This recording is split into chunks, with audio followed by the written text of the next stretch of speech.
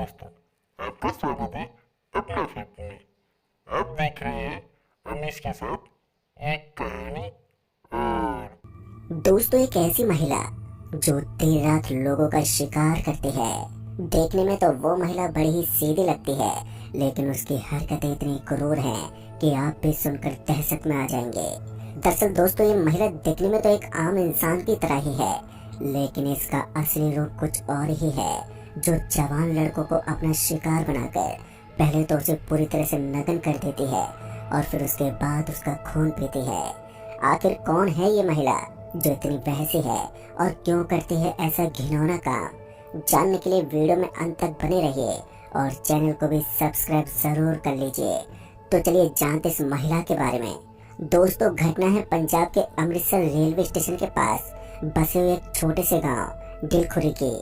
कहते इस गांव से कोसों दूर बसे एक घर में एक महिला रहती है जो बहुत ही खूंखार है तो वो इंसान ही, मगर इंसान के भेष में वो डायन है जो खुद की जवानी को बरकरार रखने के लिए आज भी देर रात जब जी चाहे जवान लड़कों का शिकार कर लेती है।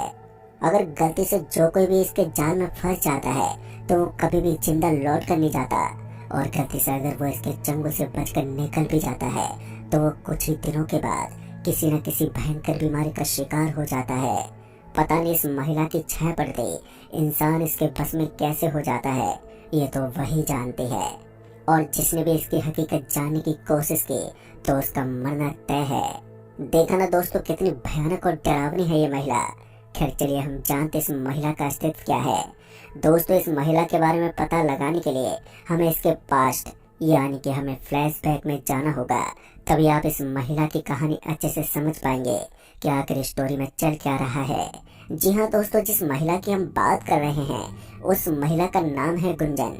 अपनी बदकिस्मती के चलते इसकी माँ की मौत तभी हो गई थी जब गुंजन 7 साल की थी।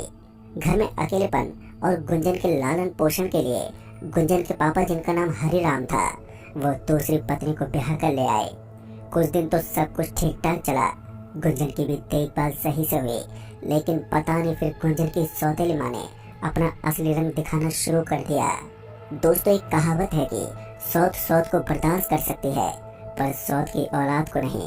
अब ये बात सच है या झूठ, ये तो वही जानता है जिसके साथ ये सब गुजरा हो, और यही सब अब गुंजन के साथ होने लगा था। गुंजन की सौतेली माँ उसे पूरे पूरे दिन काम पर लगाए रखती और समय पर उसे खाना भी नहीं देती। उसकी सौतेली माँ बहुत ही अत्याचारिण बन गई, पर गुंजन जब भी अपनी माँ की शिकायत अपने बाप हरिलाल से करते तो बाप भी उसकी नहीं सुनता था। बाप अपनी धुन में कहीं भी घूमता फिरता तो कभी शराब पीकर पड़ा रहता। गुंजन के साथ घर में क्या हो रहा है उसे इससे कोई लेना देना ही नहीं था, पर गुंजन की माँ अपने किए पर बिल्कुल भी शर्मिंदगी महसूस नहीं करती थी। वो तो बस गुंजन को बालपन में दुख और दर्द के सिवाय कुछ देना ही नहीं चाह रहे थे। गुंजन बेचारी मासूम बच्ची अब अपना दुखड़ा किसे सुनाती? वो तो बस चुपचाप अपनी माँ के अत्याचार सहती रही और अपने दुख भरे दिन काट रही थी। खैर धीरे धीरे वक्त गुजरा और समय के साथ गुंजन भी अब बड़ी होने लगी, और जब वो जवान हो गई तो उसके पिता ने उसकी शादी की सोची। गुंजन को लगा कि शादी के बाद तो उसकी जिंदगी में सब कुछ अच्छा हो जाएगा, लेकिन उसे क्या मालूम था कि उसकी जिंदगी में मुसीबतों का पहाड़ टूटने वाला है। इन सभी से अनजान गुंजन अपने अच्छे दिन के ख्वाब देखने लगी, मगर उसका ये ख्वाब तब टूट गया जब उसे उसके पिताजी ने एक ऐसे आदमी से उसका रिश्ता तय कर दिया जो धनी तो था, लेकिन उसकी उम्र उससे दुगनी थी। यानी कि गुंजन का मेल उस आदमी से दूर दूर तक नहीं था। लिहाजा इस बार गुंजन ने अपनी जिंदगी का रास्ता खुद ही तय किया। वो दोपहर के वक्त अपने घर से भाग गई। उसे कुछ नहीं मालूम था कि उसके बढ़ते कदम कहाँ जाकर रुकेंगे। लिहाजा वो अपने गांव से दूर के स्टेशन पर पहुंच गई। अमृतसर जाने वाली ट्रेन में बैठ गई। वो ट्रेन का वो सफर उसके लिए बहुत ही चिंताजनक था। वो सफर के दौरान बस चिंता में ही डूबी रही, जैसे कि वो कहाँ जाएगी, आगे क्या होगा और ना जाने क्या क्या। फिर जब ट्रेन अमृतसर स्टेशन पर जाकर रुकी तो गुंजन डरते डरते ट्रेन से नीचे उतरी। उस अनजान जगह पर पहली बार अपने आप को देखकर गुंजन घबरा गई कि वो ये कहाँ पर आ गई है। अभी वो यही सोच रही थी कि अब वो कहाँ जाए कि तभी एक आदमी की नजर गुंजन पर पड़ी।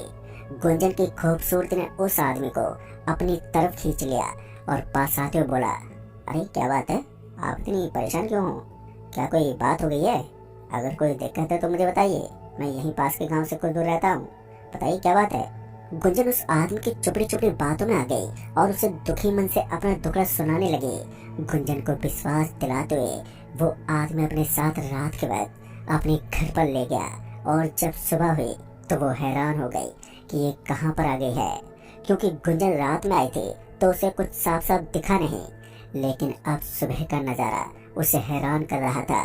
दरअसल उसने देखा कि उस घर के आसपास कोई घर है ही नहीं, दूर दूर तक सिर्फ और सिर्फ खेत और जंगल है, ना तो वहाँ दूर दूर तक कोई आदमी और न ही कोई घर या बस्ती है।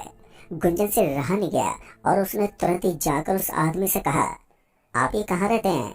मैं यहाँ कहाँ पर हूँ? यहाँ तो आसपास कोई घर भी नहीं है, इस जंगल में आप क्यों रहते हैं? पहले तो वो आदमी मुस्कुराया और फिर उसके बाद उसने जवाब दिया कि ये मेरी ही जमीन है, यहाँ पर दूर दूर तक मेरे खेत फैले हुए हैं, यहाँ पर मेरे अलावा कोई नहीं रहता, क्योंकि आसपास के लोग मुझसे थोड़ा खौफ खाते हैं और यहाँ इस घर में सबसे दूर मैं अकेला रहकर अपनी कुछ तंत्र विद्या को सिद्ध करना चाहता हूँ।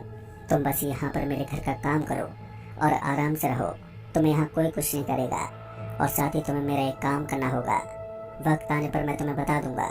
दोस्तों ये बोलकर वो आदमी अपने एक कमरे में चला गया, मगर अब गुंजन उस आदमी की बंदिश में हो गई थी। वो चाहकर भी वहाँ से भाग नहीं सकती थी, लिहाजन वो उस घर की चार दीवारी में कैद उस तांत्रिक के बंदिश में रहने लगी।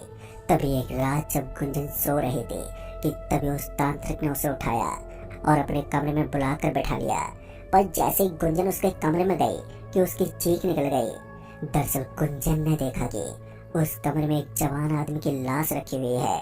देखने से तो ऐसा लग रहा था कि वो लाश अभी कुछ घंटे पहले की ताजी लाश है, यानी कि उसकी मौत अभी कुछ देर पहले हुई है। गुंजन उस लाश को देखकर डरने लगी। तभी उस तांत्रिक ने कहा, डरो मत, कुछ नहीं होगा तुम्हें, अब आगे जो मैं कहूँगा वही करना है तुम्हें। उस तांत्रिक की बात गुंजन को इस सोचने पर मजबूर कर रहे थे कि अब ये आदमी मुझे क्या करने को कहेगा। लिहाजा उस तांत्रिक ने अपने पास रखे एक धारदार चाकू से उस लाश के सीने को फाड़ दिया और उसका कलेजा और दिल निकालकर वहीं पूजा की अग्नि में रख दिया।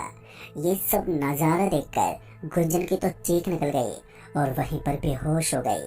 और फिर जब उसे दोबारा होश आया तो उसके सामने एक बड़ी सी कटोरी में खून भरा हुआ रखा था।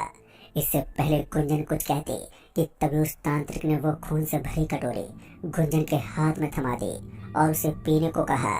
गुंजन ने जब पूछा कि ये तुम क्या कर रहे हो, मैं इसे नहीं पी सकती, इस पर तांत्रिक ने कहा, पहले इसे पी लो फिर बताऊंगा।